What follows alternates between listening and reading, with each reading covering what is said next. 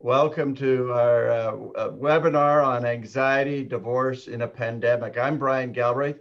I'm the owner of Galbraith Family Law. We're a firm of family law lawyers with offices in Toronto, Newmarket, and Barrie. All we do is family law, separation, divorce, marriage contracts, that sort of fun thing. And with me, I'm really honored and pleased to have Deborah Alton with me. She's a family coach and psychotherapist. She works with individuals and couples and does family counseling. She's very involved in helping people who are going through separation and divorce. And she's just such a wealth of information. I'm just so honored and pleased to have you on the webinar with me today, Deborah. This is a really important topic about anxiety and especially for people who are going through divorce and we're all in this pandemic thing together. So you want to just talk about the title, anxiety and divorce? Absolutely. I'm glad to be here. I think when we were talking about this, Brian, we decided to say I didn't sign up for this. And the reality is that most people that enter into marriage, they have a vision of a family forever. And there's such a loss of future vision when that happens. And most people will say, this is not what I signed up for in the marriage, the problems in the marriage, and certainly not what we wanted or wished to see. And then on top of that, we add in a pandemic. It is so crucial and important to recognize that it is totally normal in any situation of great uncertainty, and we're going to call it chronic stress, that we get exhausted and we feel ups and downs and often depleted or burned out. And anxiety is inevitable. Even in normal circumstances, anxiety occurs. But add on top of that a pandemic, add on top of that separation and divorce, it can really be challenging. Oh, it's been interesting in preparing for this. I've seen so many people commenting about the anxiety.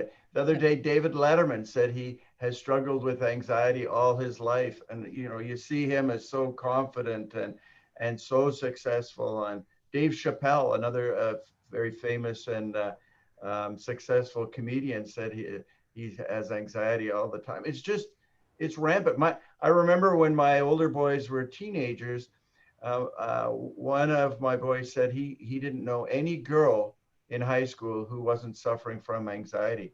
And I couldn't believe it, but it's everywhere. So what is this anxiety? What is it?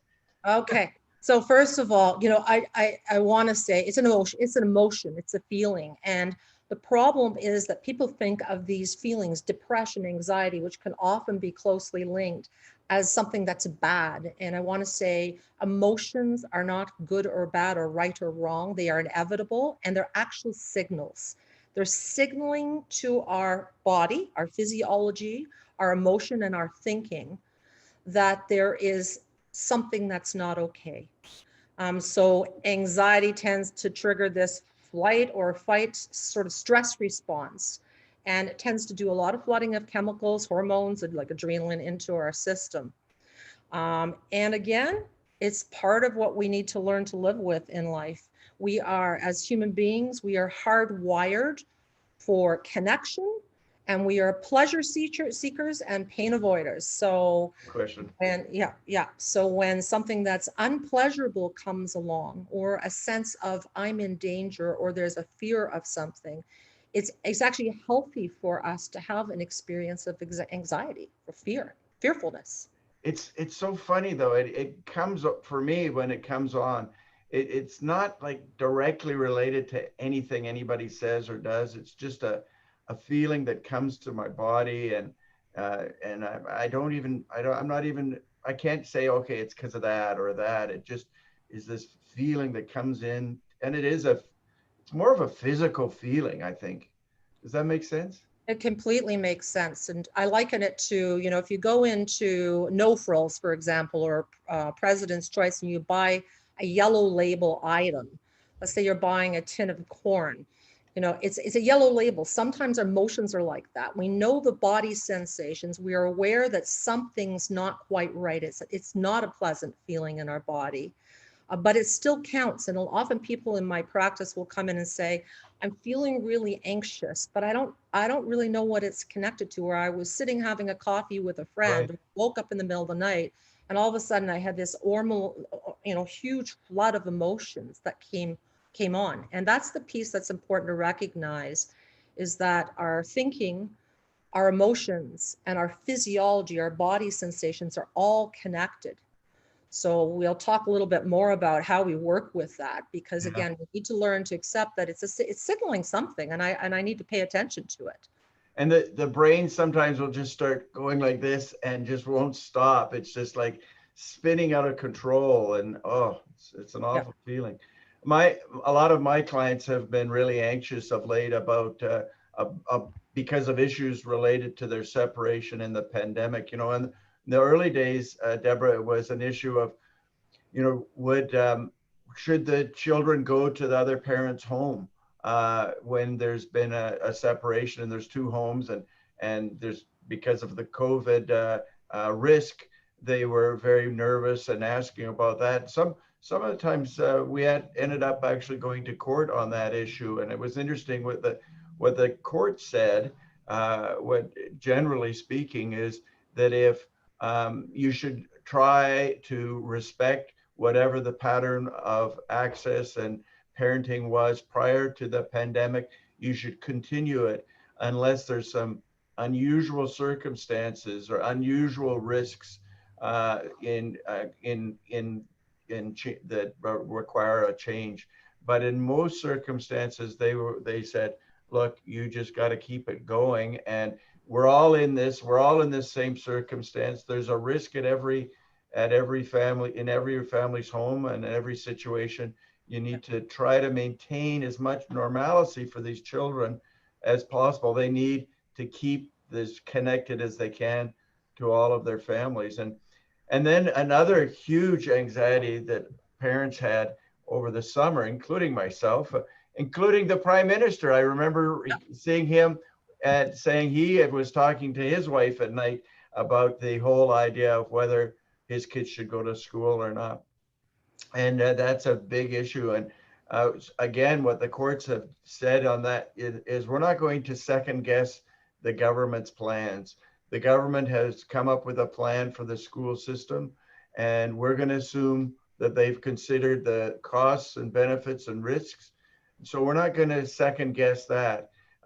So if kids should go to school if they normally went to school in the past, unless there's some unusual circumstances. You know, if someone's got pre-existing health condition that makes them especially vulnerable, or someone's uh, been exposed to the virus, then it makes sense to pull the children back from school.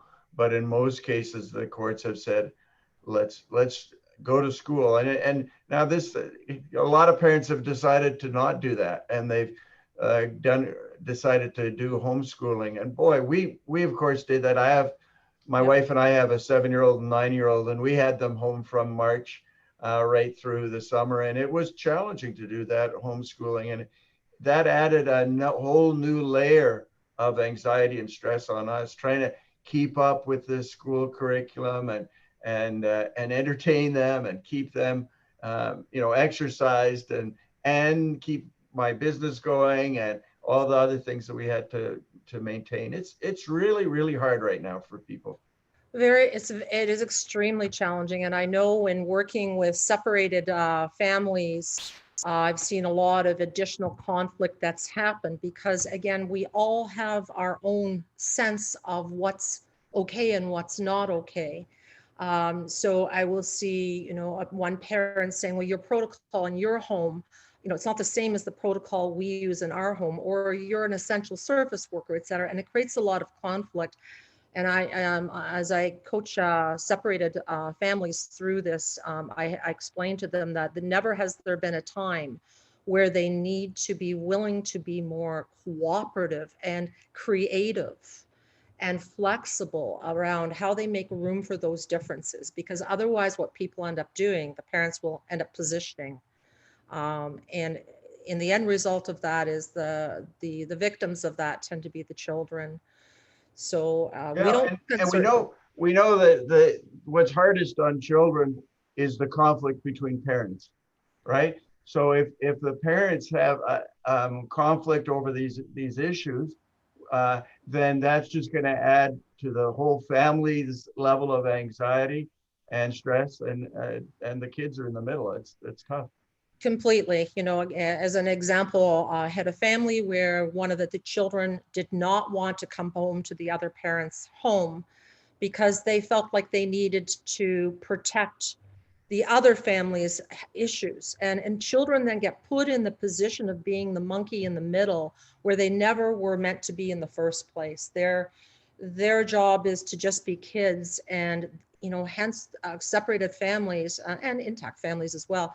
We need to be creative. We need to make room for the differences in how we see things, our fears, our concerns, so we can flush those out.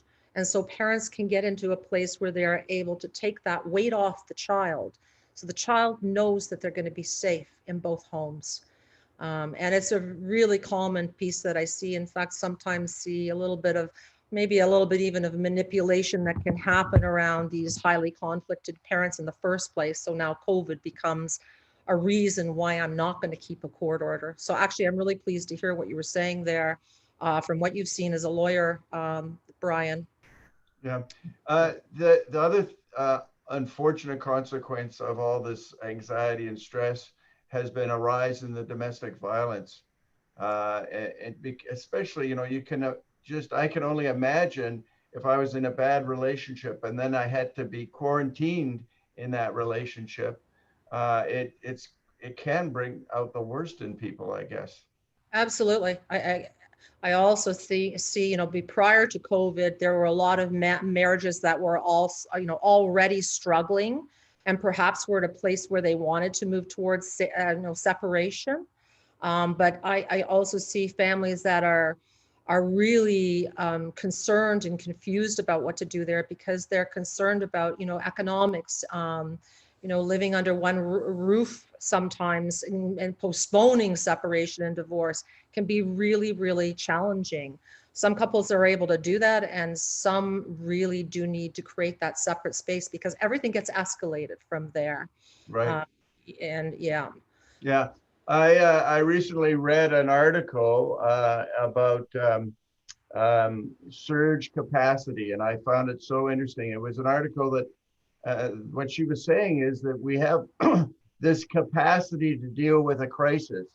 That, for example, our child falls off the swing and is hurt. We have the capacity to, all of a sudden, we go into a higher gear. We run down. We can pick up the child, even though the child might be heavy. We physically can pick up the child, Yep. and we go into this. Okay, we got to get them to the hospital. We got to call 911. We just right on. We're just on the edge. We're just going forward and getting things done. And that's our surge capacity. We have that capacity in the crisis. But then this crisis just keeps going on and on and on. And our surge capacity reaches a limit. I'm just going to show on the screen that what the name of this article. It's "Your surge capacity is depleted. It's why you feel awful." And so if you Google that, you'll be able to find it. You could take a screenshot or a photo of this if you're watching at the webinar, and by Tara Hale. The website is elemental.medium. And it's kind of interesting. Her thoughts really resounded with me, really made sense to me. Yeah, and if I can just say a little bit more on that, I think most people heard about surge capacity as it related to medical systems, frontline workers and how they deplete at certain points, how the system needs to create enough ability to manage what we call, crises. And basically what that is that we all, as human beings, we are living organisms and we have this highly developed capacity for adaptation.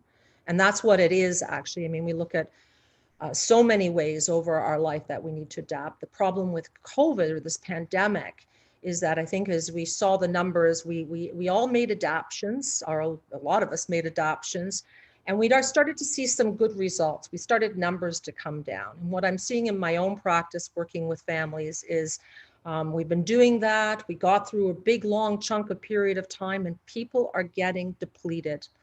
It becomes chronic, staying in an emergency state for a long extended period. We're not meant to do that. And hence we reach, I'm going to call it a top line, point where we've had enough and our energy is just completed. And part of the recovery of that is recognizing it as it's going along, doing a lot of self-care, and we'll talk more about that perhaps towards the end, so that we need to reset. Yeah. And again, now here we are, numbers rising. We're going into a winter. Remembering, Brian, that anxiety and depression can be very closely linked. When people don't know what to do and they've hit that point and they go, I've had it, I don't know what to do, I feel depleted, I feel helpless. That can lend to depression. And I know some of the psychologists are concerned. We're seeing an increase in depression. We're seeing an increase in separation and divorce. We're seeing an increase in domestic violence, an increase in suicide. I mean, these are not great things. And so hence how it is so important for us to recognize when we've reached our own capacity. So we get the resources and learn the skills way before we get to that point, because that can be a real place of collapsed helplessness, hopelessness for people. I've heard you talk about building a resilience. Yes. I mean, it might be a little too late now to build that resilience, but we're at capacity, but we've got to do what we can, I guess. Yes, we got to do what we can. And I think I know a lot of people are getting support around that. They're reaching out to others. See, given that we're hardwired for connection, this pandemic creates another issue for us, for our children, for families, for adults, for separated adults even more, because there's a whole new world just about to start for them. And there's this sense of feeling alone. Right. I need to, and that's, we're in our history. If we look at our ancestors, we built tribes, we built these villages so that we would have support around us. Yet in our culture, we have way less of that. And hence I see a lot of people struggling alone with anxiety and then lending to some deep depressions. Yeah. So connection is huge. Go ahead, Brian. We have just wanted to note that if the attending people wanted to ask a question, you can do so on the bottom of the screen. There's an icon for chat. And if you put a question in there, your name may show up. You can change your name if you want to be anonymous, but if you want to ask a question, we'd welcome those. We have one comment about the family courts being a mess right now, and that's true. They have quite a backlog. It's sometimes very difficult to get a matter in before a court unless it's an urgent matter, and then it can be heard. But the courts are open again. Some people didn't realize that it's functioning. There's just functioning remotely. We're doing it by phone and by Zoom, and so it's some normalcy has returned to family court, but it's very busy. And sometimes if a matter isn't urgent, it can take a while to get before a judge. But there's alternatives, of course, to the court system. Our lawyers all do negotiation and mediation and collaborative practice. And we rely on people like you, Deborah, who can sit down, and you've helped me with some of my clients develop parenting plans and that sort of thing, and outside and away from the courthouse. So, we can help. There are different clinics that are in Toronto and Newmarket and Barrie that all have this sort of a focus, helping families resolve these issues. One thing I wanted to go on talk about, if you don't mind, is amygdala hijack.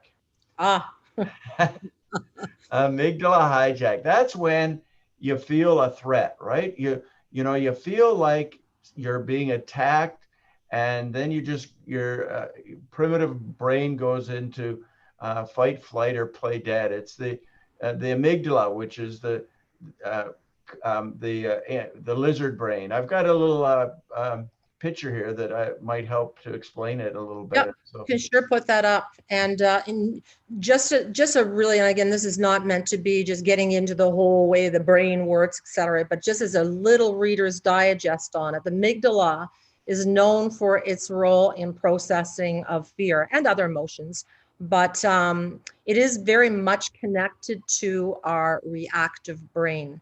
And I see many of my clients, and I have to say also myself, having experience in life where there's a hijack of my amygdala. And people sometimes don't recognize what it is or when they're experiencing it, but very common indicators in language that I've heard from people when they'll come back and share a story with me. Oh my goodness, Deb, I don't know what just happened, but I just lost control. Or, wow, it was just like the straw that broke the camel's back. Or, I just got so frozen. I just retreated from it. I don't know what came over me. Something just came over me, and I blew up, or I froze. And so the amygdala, serves a really important purpose, but it is very much connected to the lizard part of our brain. Do you have that? Are you putting that up now, Brian? yeah, it's on the screen. Oh, it's on the screen already. So the fascinating thing about how the brain works is our brains are bottom-up feeders. And so what happens is 99% of all of our data comes through the lizard part of our brain. And the lizard part of our brain is all about safety and survival. It's the place of where you say something to me or you do something to me and I feel fear and I just snap at you. I snap at that person. It's reactive. And given we have this problem because we have this triune brain, beyond that part of our brain, we have the mammalian part of our brain, which brings in emotion. And you can see how much in trouble we can get. And if we're just utilizing those two parts of our brain, because the mammalian part of our brain, which is our neocortex, is the part of our brain that is the part that makes up stories or gives meaning to what just happened. It is actually the only place that I am able to be responsive versus reactive. It's really the only place that I then have choice. Because the lizard and when that amygdala gets triggered, as I understand it, there's a surge of hormones that actually disconnect that prefrontal cortex, so that the executive thinking, the negotiation, the reasonableness, the ability to take the other person's point of view into consideration, that's just prevented from happening because the amygdala says there's a threat, we need to protect you, right? Exactly. I feel it. I get a chill down my back when it happens. Yes. I just totally, for my response usually is fight. I'm just like, don't mess with me. Right. And then we get into human suffering. Suffering comes from there because after the fact, most people will say, as I look back in retrospect, I did things, I said things that, did not serve my where I really want to get in this. And it's not who we want to be. It's not our best selves. It's not our best selves. But this is the problem. And I really this is an important piece from my perspective, is that if we do not feel safe, we immediately go into some form of survival mode to protect ourselves. And it takes about 200 milliseconds to 2/10 of a second for us to react from there. And nothing else matters in that moment.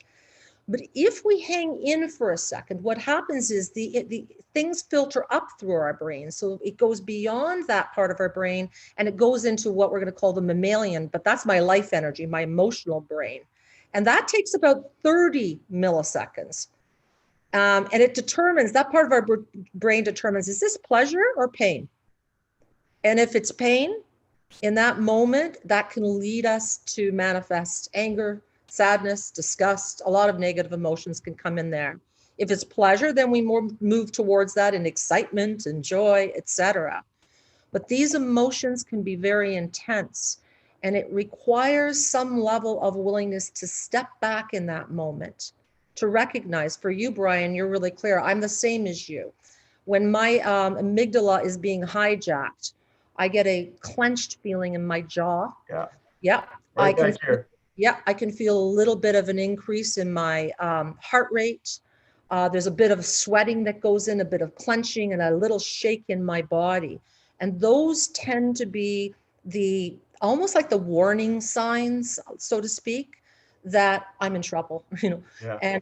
And for me, Jennifer has noted on the chat that we can when you're in that fight or flight response, it can be reprogrammed due to the neuroplasticity of the brain, and then mindfulness can really help to reprogram the brain. Do you want to talk about mindfulness? I think that's a really good strategy we hear about all the time. What is mindfulness? absolutely. Again, I'll talk about that. And just in finishing that piece, I wanted just to speak about the importance of the choice, that the neocortex of our brain is where we actually get to filter for better meaning. So we have options and choices. Mindfulness is beautiful because we have scientific evidence. I love anything that is empirically studied, and we have evidence as extremely useful in many different areas, including dealing with anxiety. And in town here in Simcoe, just as a resource for people, there are two doctors here, Dr. Reichman and Dr. Levine. Both of them provide OHIP covered mindfulness courses. I highly recommend you do them. Right now, they're being done virtually. Before COVID, they were in person. But what mindfulness does, it is a form of awareness. It's a type of meditation where you focus on being intensely aware in the moment. You're using all of those senses that come in that mammalian part of our brain, your smell, your thoughts, your sight, the sounds, the textures, to actually be more aware of how you are showing up. And you do that without any kind of judgment. It often involves some breathing methods that are taught, some guided imageries that we use because we're very visual as human beings and can really source into what stories am I making up around this situation that my amygdala has just taken off it.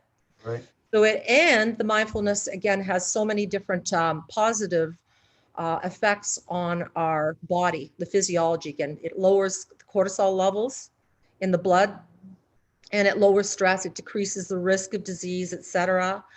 It actually helps people become, again, more responsive to these things that create anxiety than coming from the lizard brain, because we have time to process fully there. So one thing I've heard you speak about is the importance of emotional regulation. Does a mindfulness sort of play into that, help us, you know, be more aware of our emotions and be able to make choices around them and change how we respond to them? Absolutely. The Gestalt therapist quote that I love is, awareness is in and of itself curative. Yet, we walk around most of these things when the amygdala is activated in a stressful situation. Mostly it's on an unconscious basis. We're not really aware of what we're feeling. We're not aware of what we're feeling. We're not even aware of what we're thinking in that moment. We're just in that flight or fight response. So mindfulness and learning this, you can learn to do this. There are many resources online. You can also use, if you do not do a course like that, to learn how to be more self-aware, because it is where I'm able to step back, to observe what's going on inside of me without judgment, and then to open to the possibility of the options and choices I might have and how I deal with that situation rather than being reactive. So I understand, maybe I've got this wrong.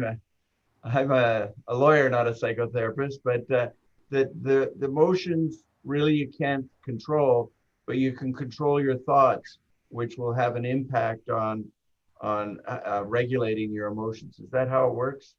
But they're also connected. I remember one of my mentors telling me that years ago in earlier dictionaries that we actually did not have two words for thinking and feeling, that they're so connected. We're not even, aware of it. It's the typical example I like to use there is that you're driving down the highway Somebody cuts you off on the road, they stick their finger up at you and say something obscenely at you. And immediately that can create an amygdala reaction. We can be hijacked in that moment. But it's very much connected to here. I'm having this physiology, just cut me off. He put me he did something that's rude to me. And then what we do, and the emotions are rising, there's a flooding that can happen of emotions in that moment. And if I give it a little time, I might also then notice, what was the thought that I just had around that? What story did I make up around that? Right. And very often it will be a personal attack, fear-based. And that can evoke a lot of anger or a reactive way of being, as opposed to, I could be playful there. And the story I tell in those situations is that guy's having a really bad day, that guy that just stuck his finger up at me.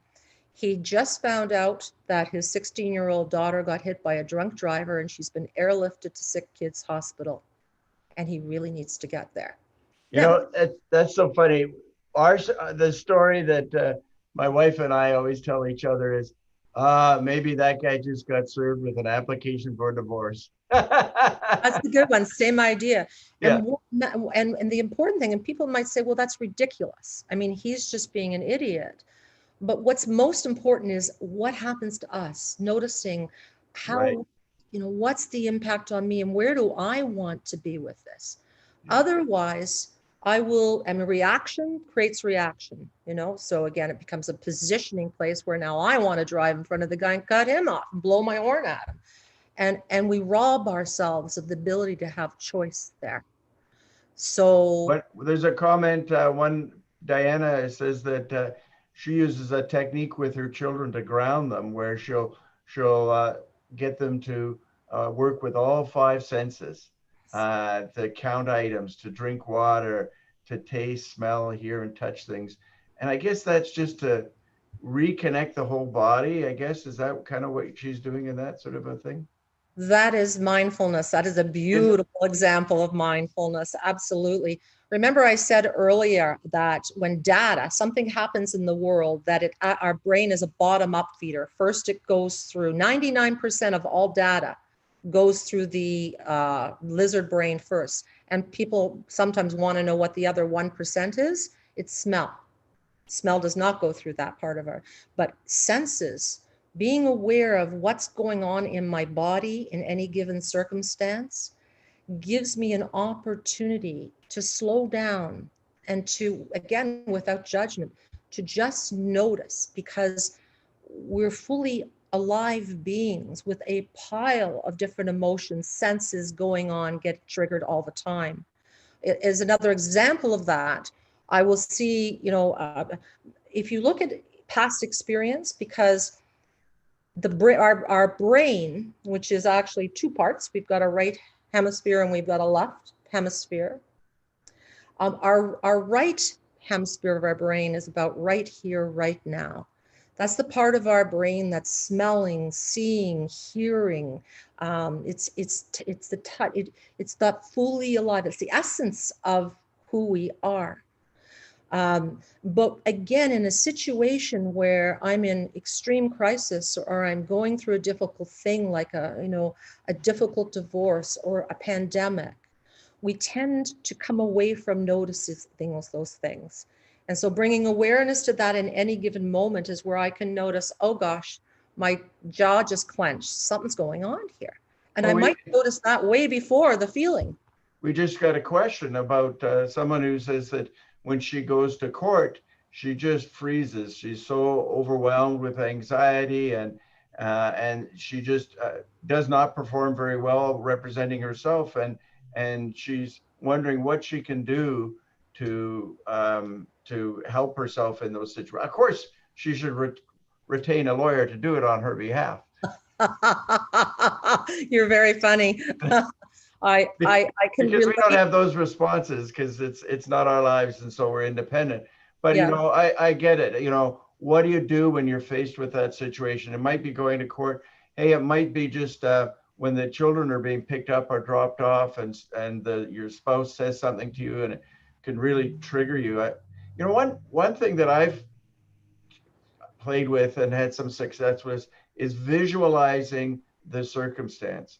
You know, if I've been to court and had a bad response, then the next time I go, I visualize how I'm going to respond to those circumstances and how I want to respond. And I find that somehow helps me rejig my brain somehow. Does that make sense?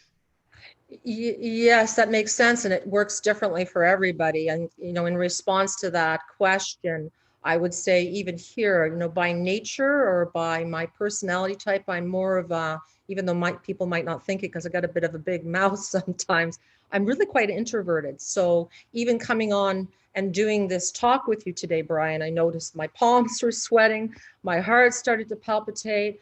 My thinking went, come on, Deborah, just, what's wrong with you? You've done this so many times. Why are you still getting like that?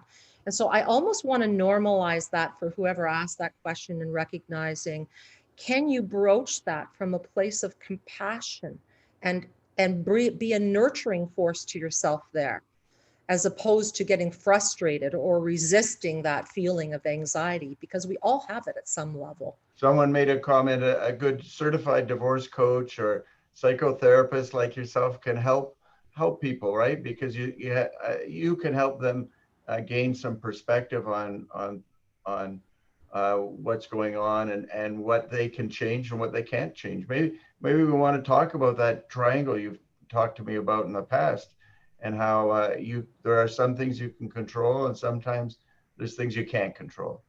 Yes. Okay. Will do. We can definitely do that. So just as a paradigm, just as a way of simplifying how relationships work in triangles. So is it up there, Brian? I can't see it myself. So I will put it on right now. Okay. Okay. The triangle's on the screen now for everyone else. Yeah. So putting yourself at the top of the screen here, in math, you can only change the limbs of the triangle to which you are directly connected. So at the top is you. At the left bottom there is another person, let's just say. And the third limb, at the other side of that third limb, could be an issue, or that could even be a third person. I can only change the limbs of the triangle to which I am directly connected, meaning if you get to the point at the top of the triangle there, I can change what I do and how I respond to you, the other. I can change what I do or how I respond to the issue. Right. However, the bad news is I am absolutely powerless to change the third limb. The third limb is that horizontal limb at the bottom. Right. And much of our human suffering and our anxiety comes from where we keep wanting to change the third limb. In this case, we could use the pandemic as an issue, or we could use divorce as an issue. And we fight up against that. I cannot change what the other's going to do around me, and I cannot change what the other's going to do around the issue. And you can see this can create a dilemma. And I know when I'm in the third limb on an issue personally. I tend to be anxious, angry, frustrated, resentful, blaming, hopeless. And those are, again, signs to me that I'm not actually in my area of the triangle. Now, if you look at the triangle, your personal power is all that area in the middle. I have a lot of ability to affect change from here if I get out of the third limb. And that is the only place that I actually have choice. There's no choice in the third limb. Can't change what the other's going to do around me. Can't change what the other's going to do around the issue. But here's the fascinating piece of this. And it comes from the laws of change. 3 laws of change. I'm just going to, again, simplifying here. The first law, if I want to see change in a situation, I need to change. The second law, when I change, the other, or the third limb, will change, although I cannot predict how they're going to change. And the third law is, in order for that change to occur, I need to stay connected. So when I do flight, I'm not staying connected. When I do fight, I'm in the third limb. I really like the AA serenity prayer around this, because it is that triangle in motion. God, grant me the serenity to accept the things I cannot change. That's the third limb. Courage to change what I can change, my two limbs. Right. And the wisdom in knowing the difference. And again, amygdala hijack is going to happen when I'm in that third limb very often. Right. Right. You know, So and to be honest, that's one of the advantages of working with a professional, a lawyer or a psychotherapist, or is they can help you discern yes, what are those things that you can change and the things that you cannot change, right? I think that the objective professional voice can really help make those choices. yes, exactly. It can be very, very useful. I know that there's like-minded people. I know people who will just gather in groups of like-minded people. Again, we're not meant to go these things alone. And in Right. a place where I want to react, one of the things I might do is go to a friend or a trusted someone who loves me or cares about me and say, hey, this just happened. I don't know what to do with it. I need some support. We don't need to go that alone. But I think it is our responsibility, because we're not responsible for other people's feelings. We're not responsible for other people's actions, behaviors, beliefs, opinions. But we do need to learn to take responsibility for our thoughts, our actions, our emotions, our behaviors, the way we show up in the world. And to me, I mean, it's kind of the good news, bad news. I wish someone else would do it for me, but no one's coming to do that for us. Right. So there's something very empowering in knowing that if I'm willing to be more observant, again, awareness, slowing it down, mindful of how I show up, what's going on internally to me, physiologically, emotionally, in my thinking process, I'm able to make a difference there. Prime example here from separated people, especially if there's been betrayal, is I can't stop thinking about what she did with that other man, or what he did, you know, um, and they get caught in this vicious cycle of ruminating and obsessing over details and then more details. And again, it's going to evoke some level of huge anxieties. So noticing and being aware of, oh boy, I'm ruminating here, is extremely useful. Yeah, and it's when your amygdala is hijacked, and you're in that state, and you're at your surge capacity. It's exhausting. Mhm. It takes a toll on you. You just can't live there all the time. It's just too hard on people. Yeah, it actually that you can't live there all the time. In fact, that's a dangerous place to be. Our body can't handle that. It will deplete, and that's where we see the co-relationship between people getting sick, like physically sick, and mental health issues. Yeah, And absolutely. there's certainly in this pandemic, there's more normalizing of what mental health is all about. Again, because we're seeing such an increase in Well, people's anxiety or because of uncertainty. yeah, and I often tell people you got to lower your expectations, right? That's These are challenging times. Perfectionists need to take it down a notch, and give each other a break here, because we're at our limit. We've got a lot on our plates, but there's so many other strategies. For me, one of my strategies for coping with the stress and anxiety is exercise. yeah. I find that I'm a cyclist. I love it, and I do some weight training as well. And it really it just changes my mood. So does music, changes my mood. Yeah. You know what? Yeah, yeah, probably yoga. I've done a little bit of yoga and meditation. What are about your thoughts? Again, all of the above that you're bringing, we're all unique and very different in what it is that actually we call self-care, what's going to Right. help me. Connection is a huge piece around what people need here. How do I create that for myself? Because if I'm not connected, I need to start to find those ways to not go into isolation and alone. Mindfulness, awareness, music, yoga, um, exercise, it's all connected. You know, how I treat my body. I mean, again, we're seeing people with weight gain during this, and then that further depresses people. I've been seeing all sorts of lack of income or loss of in the stock market, and people collapse. We need to practice self-care. And I think at some level we need to also make a little more room, have a little bit of a lower expectation of ourselves and what we're doing. We also need to be creative here. We've never been in this situation before, and we're going into a winter now. We need to be creative about how we go about doing our own self-care. Some people will get into therapy. Some people join groups or support groups. Some people will start journaling as a way of just getting out thoughts, sharing it and connecting with others. Or doing art. I think that helps. Doing art, exactly. Yeah. So upping the ante on that for ourselves at this time is really, really crucial. It requires for some people, it's a reset button too, because I might do all of those things and people have done all of that during the beginning of this pandemic. And I'm hearing people saying, you know what, yoga is great, but it's just not cutting it for me anymore. I'm still anxious. I'm still struggling. And it really just requires some level of a reset. Yeah. Well, another one is being in nature. Oh, yes. Yes. Right. Well, we better wrap this up, Deborah.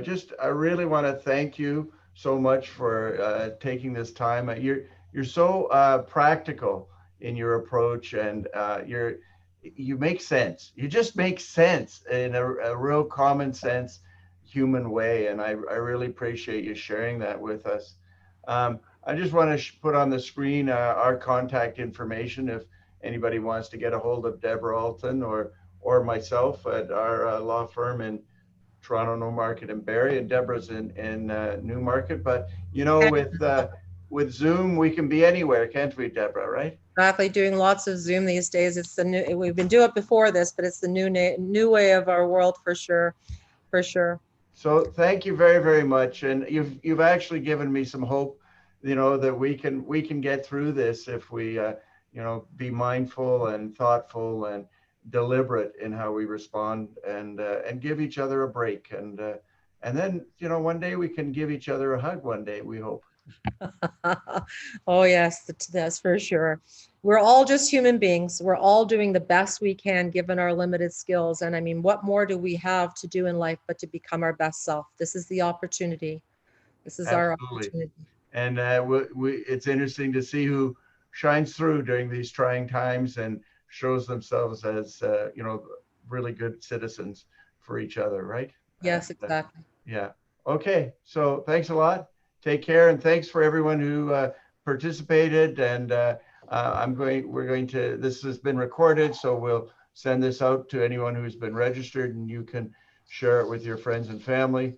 We're going to have more of these webinars. We've got a series of about 12 all lined up over the next few weeks and months. And the hope is that it really gives you and your friends and family some ideas so that you can cope during these challenging times. So be safe, everyone. Be well. Take care. Thank you, everyone.